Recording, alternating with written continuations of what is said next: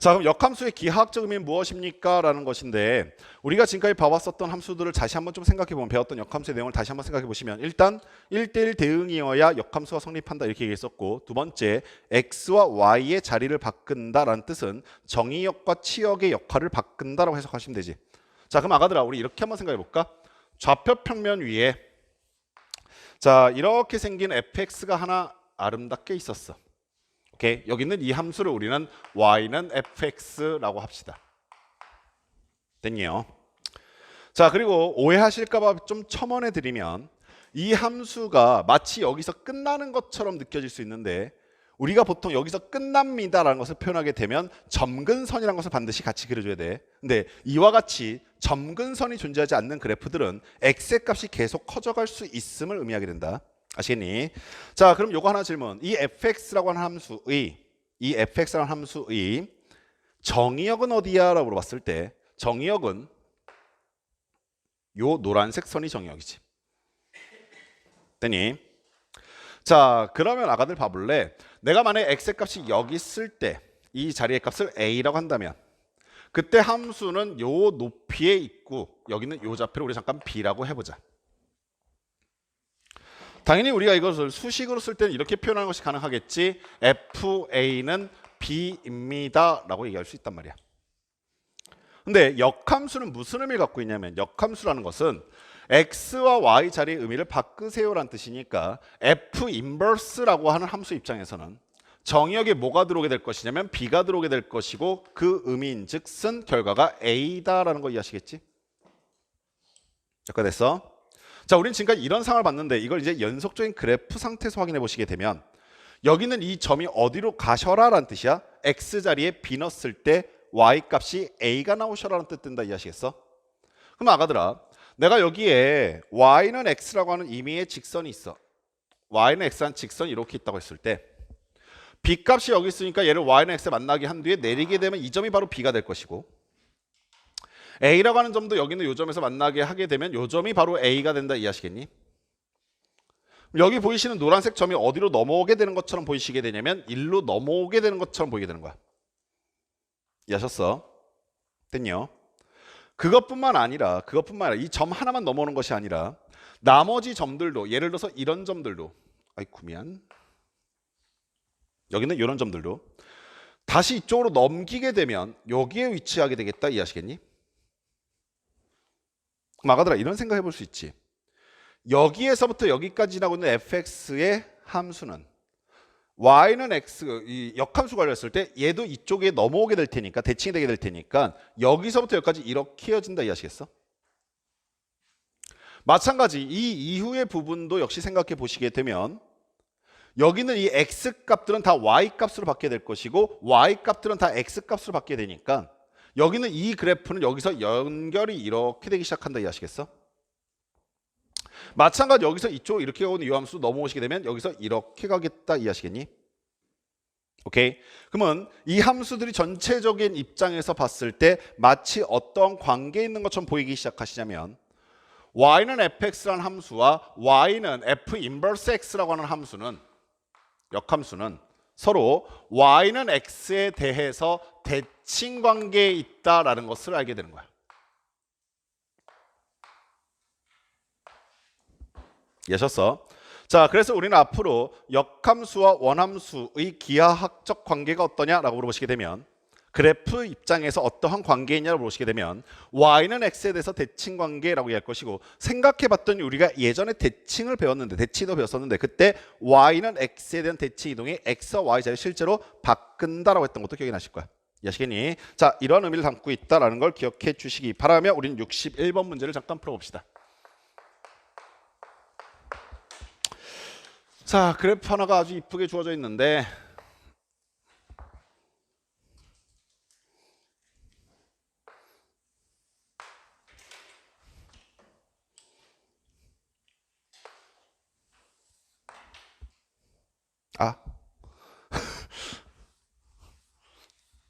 다 그리고 났더니 잘못 그린 걸 찾았어.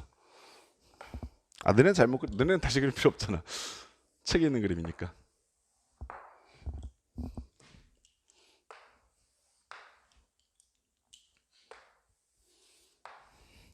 자, 이렇게 된 상태에서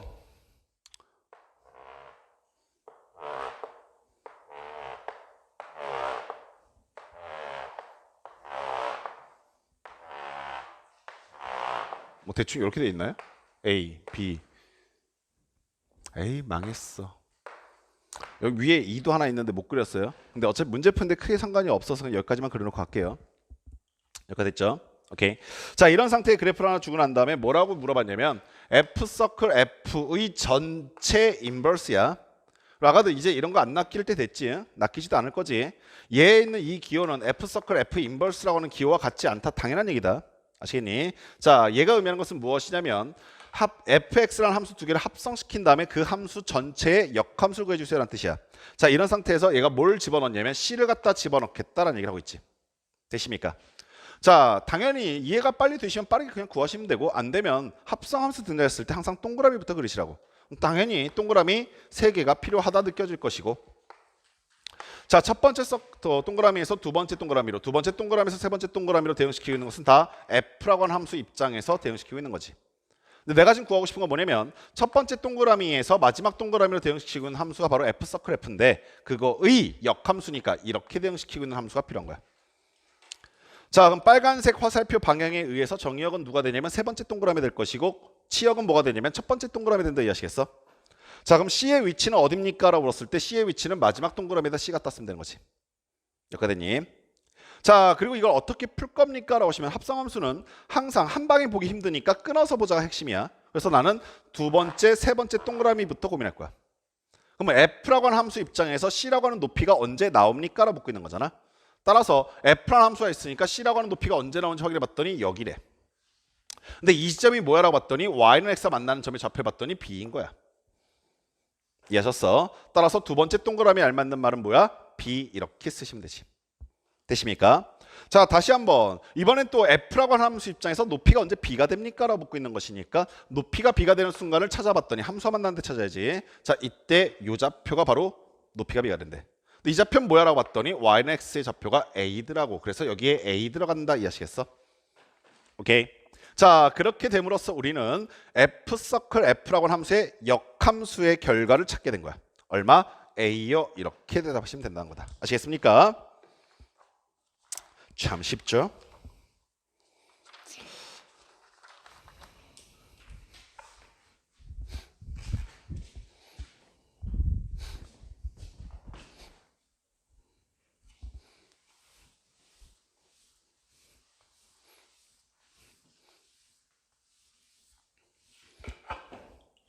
자, 다섯 번째. 원함수와 역함수의 교점. 원함수가 의미하는 것은 fx를 의미하고 당연히 역함수는 f 인버스 의미합니다.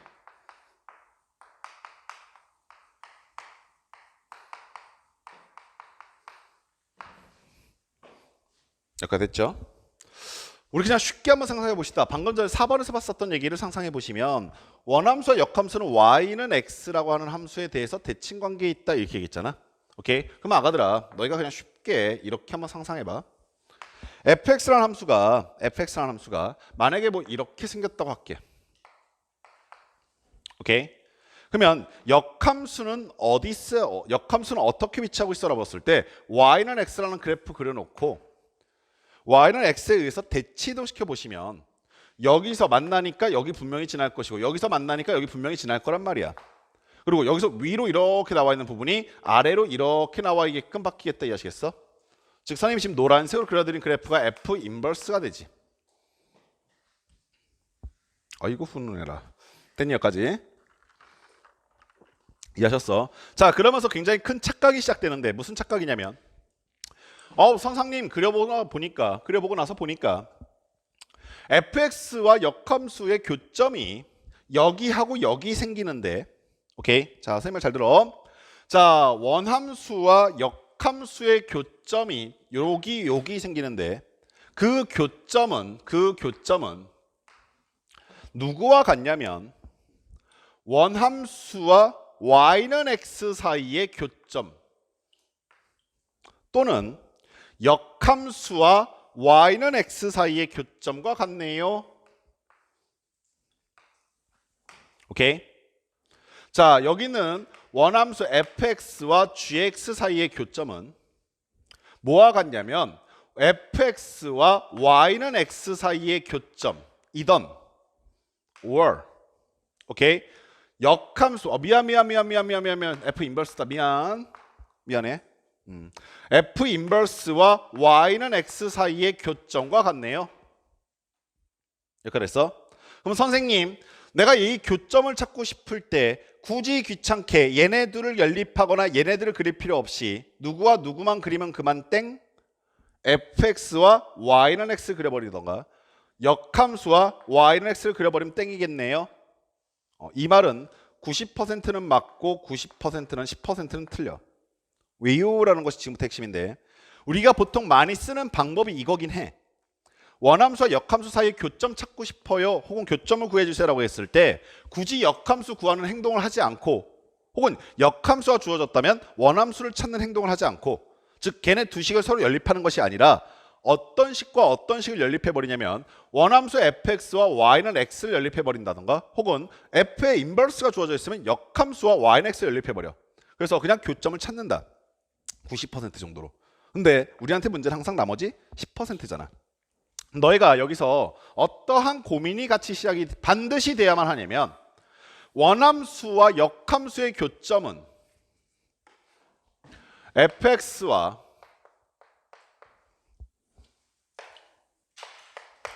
f 인버스 x 역함수의 교점은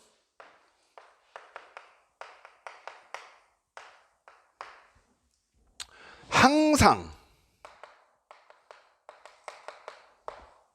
y는 x 위에서만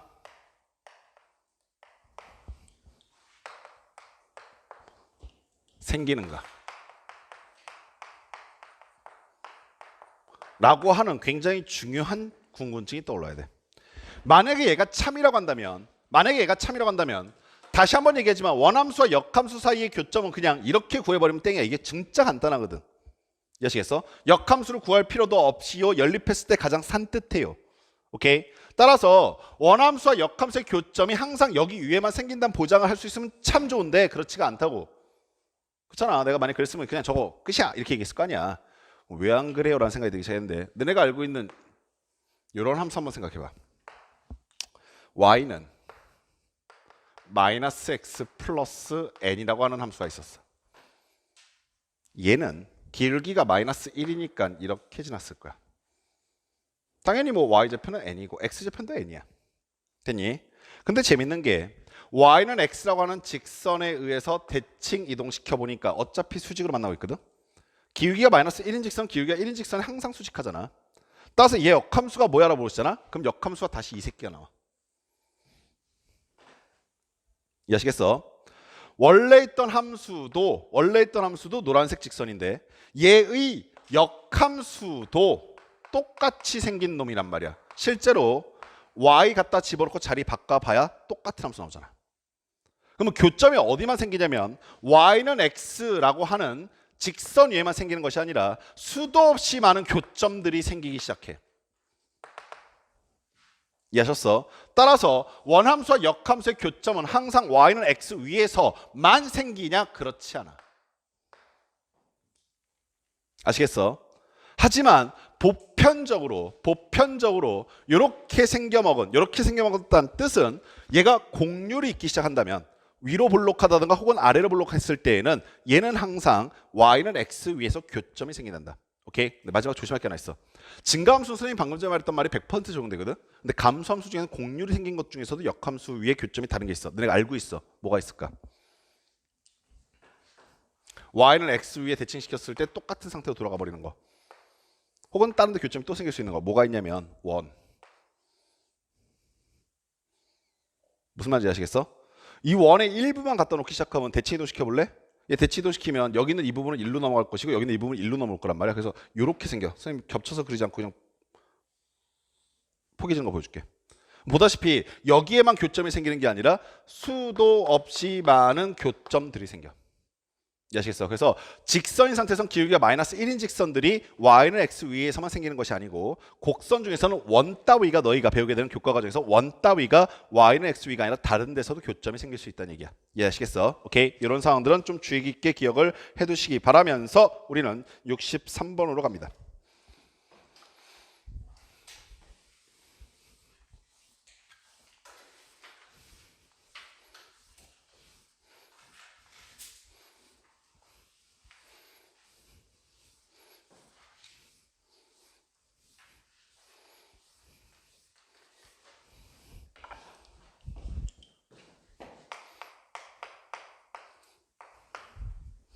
자, 63번 문제 보시면요. fx가 주어져 있는데 fx가 뭐라고 주어져 있냐면 자, 2x 플러스 a다라고 주어져 있어요. 그리고 그 함수와 역함수의 그래프의 교점의 x좌표가 4일 때라고 했어. 자, 여기는 요놈과 요놈의 역함수의 이 두 함수의 교점의 x좌표가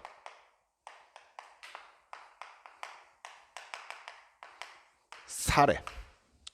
이 문제를 푸는 가장 순진한 행위는 역함수를 직접 구한 다음에 교점을 구해서 x자의 4를 갖다 대입하는 거야. 근데 선생님이 지금 역함수를 계속 설명해드리고 있는데 역함수를 구하는 방법을 가르쳐드리지 않는 게 아니라 역함수 구하는 방법을 가르쳐드렸어.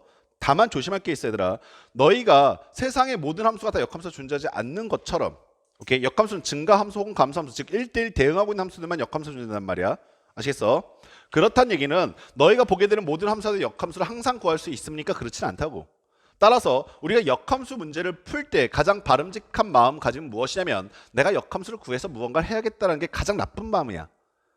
가장 좋은 건 뭐냐면 물론 구해야 할 수밖에 없거나 구해도 괜찮을 때는 그냥 구하시면 되는데 가장 좋은 마음가짐은 뭐냐면 역함수를 구하지 않은 상태에서 정답을 찾아보자. 아시겠어? 그래서 역함수 문제 풀 때는 너무나 순진하게 나 역함수 구해서 연립해서 답 구했는데 이러면 틀려라고 질문하지 마시고 만약 그렇게 풀었으면 축하는 드리는데 역함수 안 구하고 풀 수 있는 방법 무엇이 있을까 반드시 같이 고민하셔야 돼. 아시겠어? 자 그럼 가보자. 내가 여기 있는 요놈과 여기 있는 요놈의 교점의 좌표가 x는 4래. 그럼 아가들 생각. 얘는 일단 생긴 것 자체가 직선의 기울기가 마이너스 1인 직선이 아니잖아. 그럼 얘는 교점이 반드시 어디 위에서만 생긴다는 보장이 생겨? y는 x 위에서 생긴다는 보장이 생긴다고. 여기는 이 교점이 어디 위의 점이라고? y는 x 위의 점이라고. 이해하셨어? 따라서 x 좌표가 4다라는 뜻은 무엇을 보장해 버리냐면 y 좌표도 4다라는 것을 반드시 보장한단다. 너무나 당연한 얘기 아니겠냐? 그럼 아가들아 끝났지. 이 점은 여기 위의 점이기도 한데 여기 위의 점이기도 하고 당연히 여기 위의 점이기도 해. 근데 이미 fx가 주어져 있으니까 우리 f 인버스를 구할 필요는 없지 않냐? 아시겠어? 따라서 x에 4 갖다 집어넣으니까 8 더하기 a 나올 것이고 그 결과가 얼마다? 4. 그래서 a는 마이너스 4 이렇게 결정하는 문제입니다. 아시겠어? 자, 한 장 더 넘어가셔서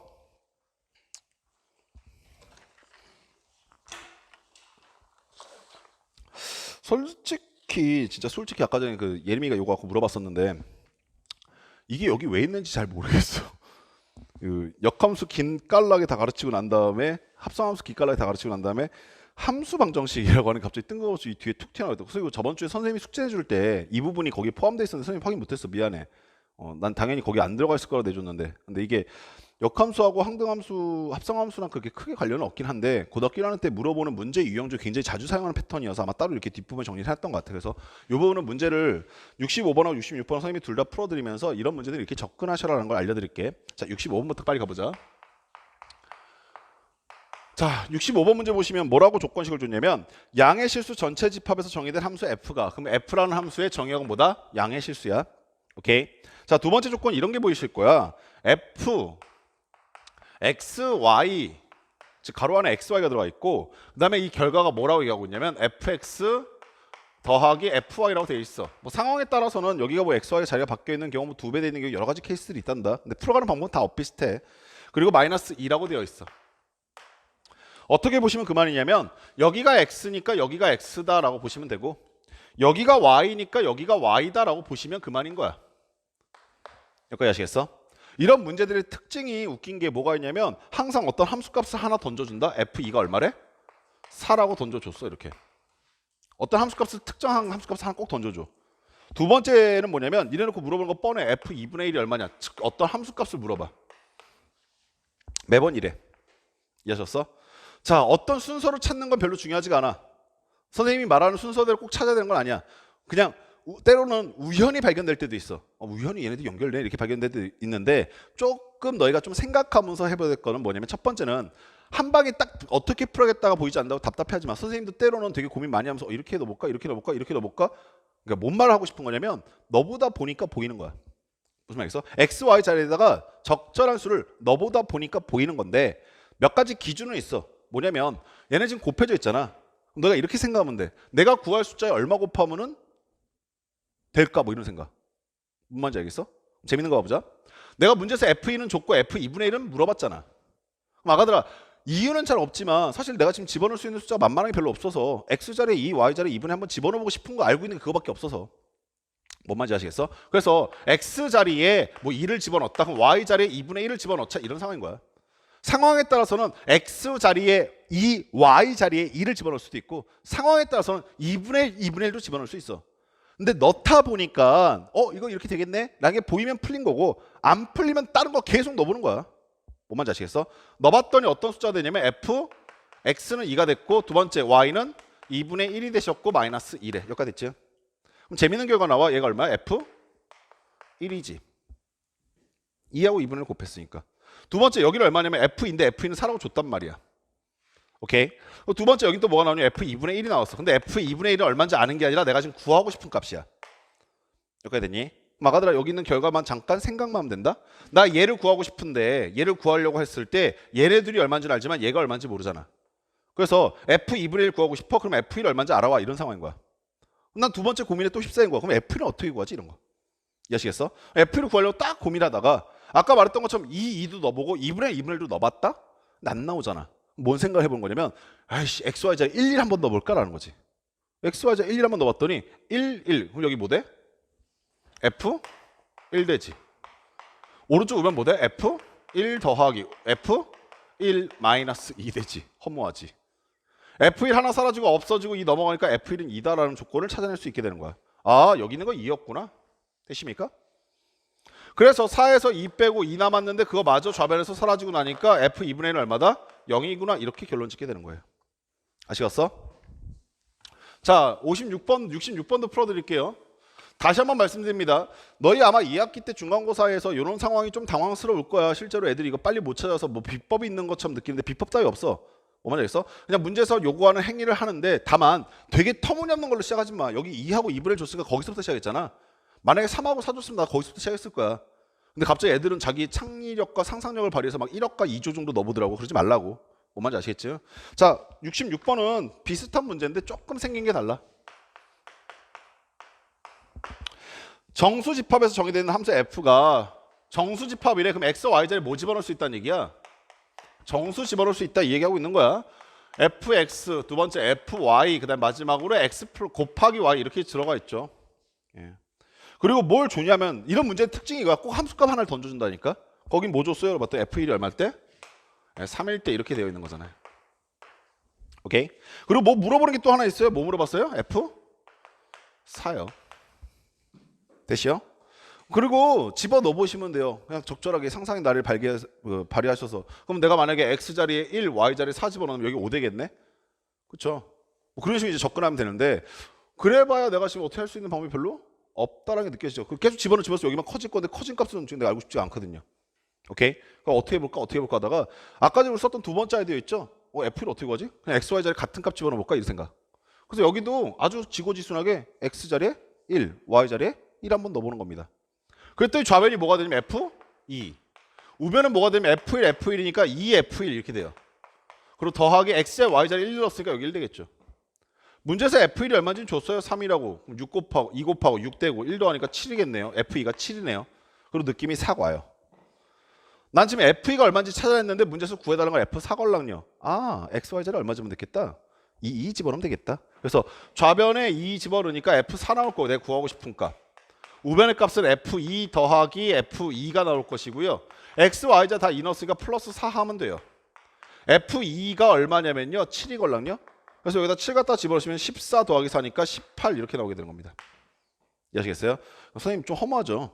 허무한데 이런 문제들 나왔을 때 자꾸 빨리 무언가 찾으려 하지 마시고 이런 것들 하나씩 경험 쌓아두시면 좀 더 좋긴 해요. 나중에 아이디어 떠올릴 때 x와 y 자리에 적절한 값을 대입하여서 함수 값을 구해낸다는 게 가장 중요한 아이디어입니다. 아시겠죠? 오케이.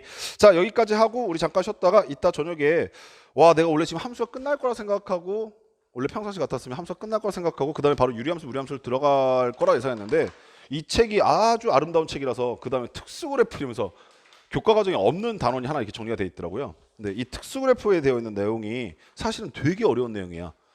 막 절대값 포함한 함수 아니면은 막 가우스 기호 포함한 함수 막 이런 것들이거든요. 1학년 학생들이 굉장히 환장할 만큼 싫어하는 내용이라서 선생님 여기 있는 거 차분히 좀 정리를 해드리고 가도록 하겠습니다. 아시겠죠? 오케이. 식사 맛있게 하시고 좀 이따 봅시다.